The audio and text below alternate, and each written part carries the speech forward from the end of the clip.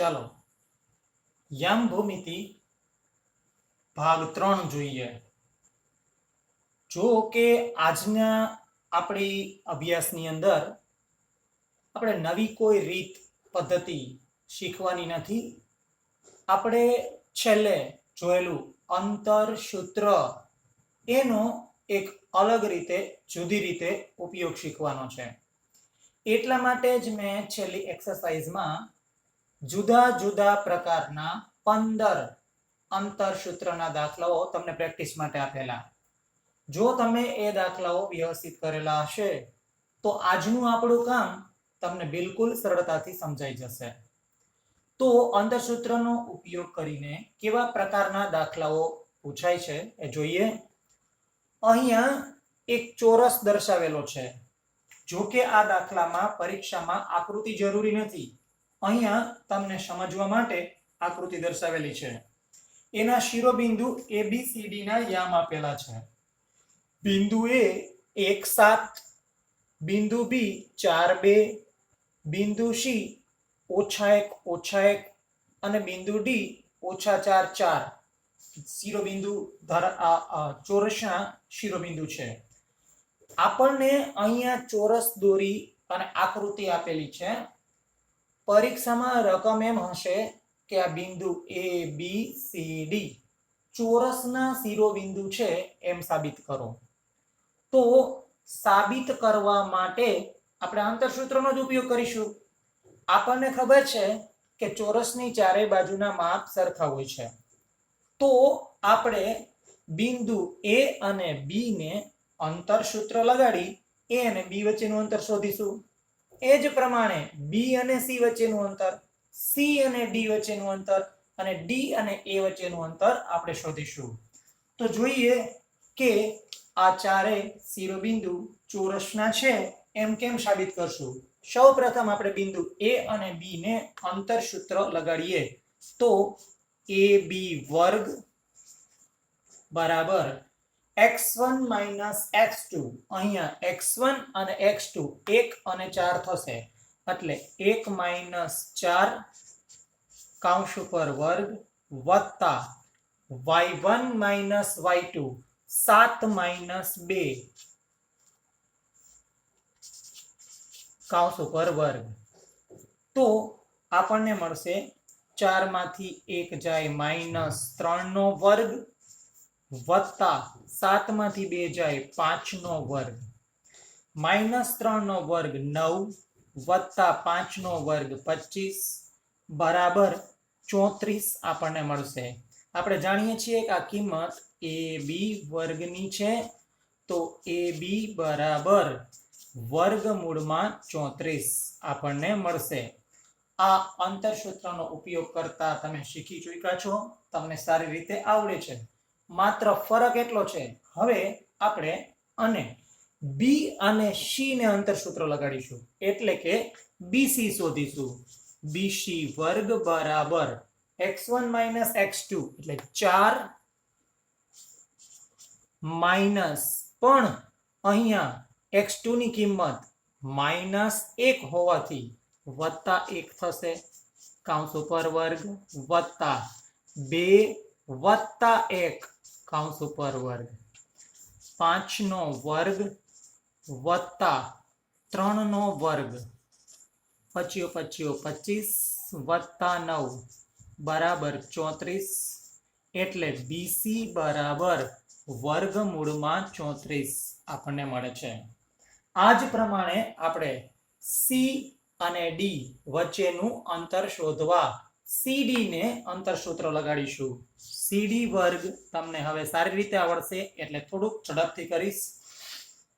-1 વત્તા 4 કૌંસ ઉપર વર્ગ વત્તા -1 -4 કૌંસ ઉપર વર્ગ 4 માંથી 1 જાય 3 નો વર્ગ વત્તા 4 ને 1 -5 નો વર્ગ 9 વત્તા 25 બરાબર 34 માટે CD બરાબર વર્ગમૂળમાં 34। આપણે જોઈ શકીએ છીએ AB BC CD ની કિંમત વર્ગમૂળમાં 34 છે। આ જ પ્રમાણે હવે ડીએ ની કિંમત શોધીશું, એને અંતર સૂત્ર લગાડીશું. ડીએ વર્ગ બરાબર -4 -1 કૌંસ ઉપર વર્ગ વત્તા 4 - 7 કૌંસ ઉપર વર્ગ -5 કૌંસ ઉપર વર્ગ વત્તા -3 કૌંસ ઉપર વર્ગ 25 વત્તા 9 બરાબર 34. ડીએ બરાબર વર્ગમૂળમાં 34. આપણે જોઈશું કે એબી, બીસી, સીડી અને ડીએ ચારેય બાજુનું માપ એક સરખું વર્ગમૂળમાં 34 મળે છે. પણ અહીંયા પણ આપણો દાખલો પૂરો નથી થઈ જતો, કારણ કે ચારેય બાજુના માપ સમાંતર બાજુ ચતુષ્કોણના સરખા હોઈ શકે. આને ચોરસ સાબિત કરવા માટે આપણે એના બંને વિકર્ણોને એક સરખા સાબિત કરવા પડશે. તો સૌથી પહેલા આપણે એસી ને, વિકર્ણ એસી એના વચ્ચેનું અંતર શોધી અને વિકર્ણનું માપ શોધીશું. તો એસી ને અંતર સૂત્ર લગાડીએ. એસી નો વર્ગ બરાબર 1 વત્તા 1 કૌંસ ઉપર વર્ગ વત્તા 7 વત્તા 1 કૌંસ ઉપર વર્ગ 2 નો વર્ગ વત્તા 8 નો વર્ગ 4 વત્તા 8 64. 64 ને 4 69. તો એસી બરાબર વર્ગમૂળમાં 68. આ જ પ્રમાણે બીજો વિકર્ણ બીડી નું અંતર શોધીશું. બીડી ને અંતર સૂત્ર લગાડતા બીડી વર્ગ બરાબર 4 વત્તા 4 કૌંસ ઉપર વર્ગ વત્તા 2 ઓછા 4 કૌંસ ઉપર વર્ગ 8 નો વર્ગ વત્તા -2 નો વર્ગ 64 વત્તા 4 બરાબર 68. માટે બીડી બરાબર વર્ગમૂળમાં 68. તો આપણે જોઈ શકશું કે જેની ચારેય બાજુના માપ સરખા છે અને જેના બંને વિકર્ણોના માપ સરખા છે એ શિરોબિંદુ ચોરસના જ હોઈ શકે. તો આને ચોરસ સાબિત કરવા માટે અંતર સૂત્રને આપણે 6 વખત ઉપયોગ કરવો પડે છે. ચારે બાજુના માપ સરખા અને બે વિકર્ણના માપ સરખા. એક બીજું ઉદાહરણ જોઈએ. દાખલા તરીકે એમ કીધેલું છે આપણને કે બિંદુ એ 3 2, બિંદુ બી -2 -3 અને બિંદુ સી 2 3 છે. એ કાટકોણ ત્રિકોણના શિરોબિંદુઓ છે એમ સાબિત કરો. કાટકોણ ત્રિકોણના શિરોબિંદુઓ. તો આપણે જાણીએ છીએ કાટકોણ ત્રિકોણમાં કર્ણના માપનો વર્ગ બાકી બે બાજુના માપના વર્ગોના સરવાળા બરાબર થાય. તો ચોરસની માફક જ અહીંયા આપણે એ બી ને, બી સી ને અને એ સી ને અંતર સૂત્ર લગાડીશું. સૌથી પહેલા આપણે એ બી વર્ગ શોધીએ.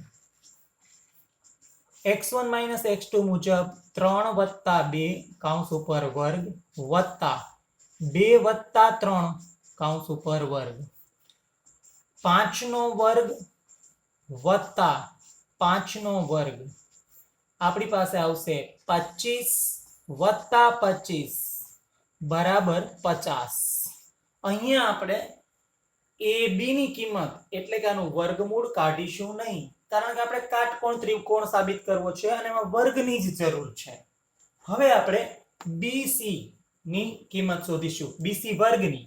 સો બીસી વર્ગ બરાબર એને x1 - x2 વત્તા y1 - y2 નો વર્ગ લગાડતા -2 કૌંસ ઉપર વર્ગ વત્તા -3 કૌંસ ઉપર વર્ગ -4 નો વર્ગ વત્તા -6 નો વર્ગ વત્તા 16 વત્તા 36.